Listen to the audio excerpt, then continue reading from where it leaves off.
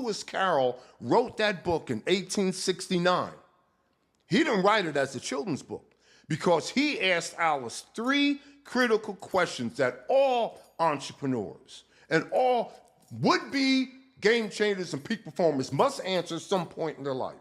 So there's Alice, and we know the looking glass is a mirror. Alice is walking and sees the looking glass and sees her image. And Lewis Carroll says, Alice, what do you see? And Alice is looking at it and blah, blah, blah. Then he asks Alice a second question.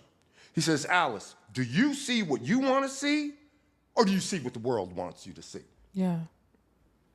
And then he asks Alice the third question. He says, Alice, are you willing to take the final step to create what you see so the whole world can see it? Now, what does that have to do today? Well, Lewis Carroll is describing Alice in the Looking Glass. But when I read that, I'm thinking of Jay-Z. Because when Jay-Z lived in the Marcy housing projects in New York, that little apartment that mother and father and everybody was living in, there was only like 2 or 3 windows in there, and one of the windows was in the kitchen, over a faucet, over a sink. And his mother would constantly say, why do you keep looking out that window at the gangbangers and crackheads and those who just physical assaulted and all blah, blah. And Jay-Z, what did he say to his mother?